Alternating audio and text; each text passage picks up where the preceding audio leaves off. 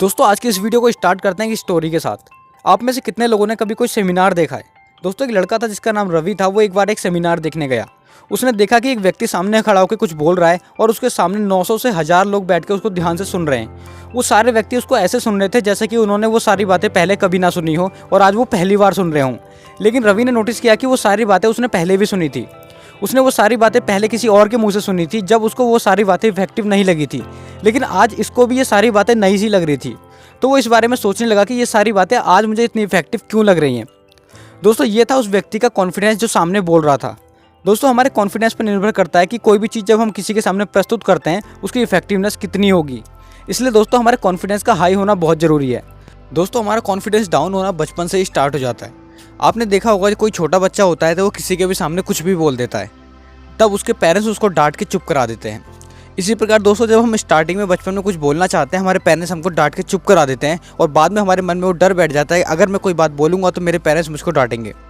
हालांकि कॉन्शियसली हम ये बात नहीं सोचते, लेकिन सबकॉन्शियसली कहीं ना कहीं हमारे दिमाग में ये बात ज़रूर होती है और इसकी वजह से हमारे दिमाग में एक डर बैठ जाता है।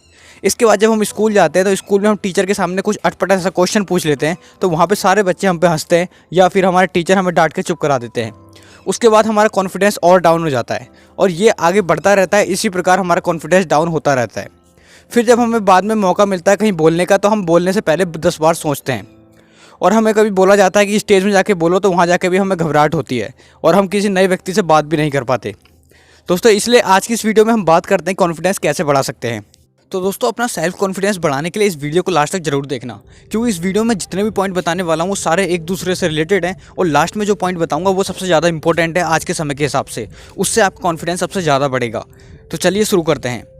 नंबर 1 पॉइंट है, अपने आप को किसी एक चीज़ में परफेक्ट बना लीजिए। दोस्तों जब आप अपने आप को किसी एक भी चीज़ में अपने आप को परफेक्ट बना लेते हो तो उसके बाद आपका कॉन्फिडेंस बढ़ जाता है। उसके बाद आप किसी भी क्षेत्र में जाओगे, कम से कम आप किसी से बात करने में तो बिल्कुल भी नहीं घबराओगे और दोस्तों आपका कॉन्फिडेंस हमेशा हाई रहेगा।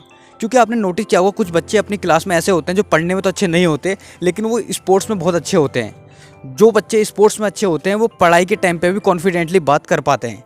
इसलिए दोस्तों अगर आप किसी भी एक चीज़ में अपने आप को परफेक्ट बना लेते हो या फिर अच्छा बना लेते हो तो आप किसी भी क्षेत्र में जाके कॉन्फिडेंटली बात कर पाओगे। और शायद इसीलिए किसी ने कहा है कि be the best whatever you are, मतलब आप जो भी हैं उसमें अपने आप को परफेक्ट बनाइए। Number 2, try to speak in public area. दोस्तों जब आप पब्लिक एरिया में बोलते हो तो आपका कॉन्फिडेंस खुद ब खुद बढ़ जाता है।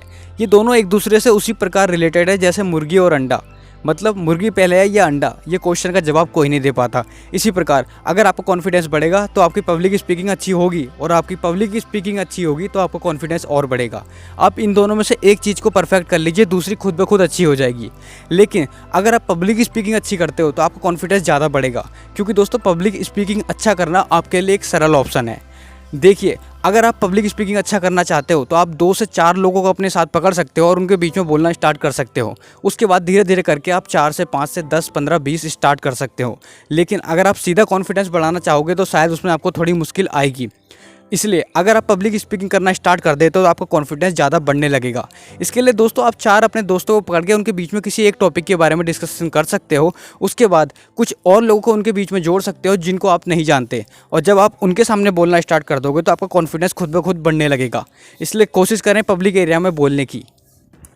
Number 3, try to achieve small goals. दोस्तों जब आप छोटे छोटे गोल्स सेट करते हो और उनको कंप्लीट करते हो तो उसके लिए आपको कॉम्प्लीमेंट मिलता है और दोस्तों उससे आपका कॉन्फिडेंस बढ़ता है। कैसे? दोस्तों मैंने स्टार्टिंग में आपको बताया था कि आपका कॉन्फिडेंस डाउन क्यों होता है। जब आप स्कूल में कुछ ऐसा क्वेश्चन पूछ लेते हो जो थोड़ा सा अटपटा होता है तो आपके टीचर डांट के आपको चुप करा के बैठा देते हैं और दोस्तों आपका कॉन्फिडेंस डाउन हो जाता है। लेकिन अगर उसी क्वेश्चन के लिए आपको तारीफ मिलती है और आपसे कहा जाता है कि आपने बहुत अच्छा पूछा, तो अगली बार कॉन्फिडेंस बढ़ जाता है और आप अगली बार और अच्छा क्वेश्चन पूछते।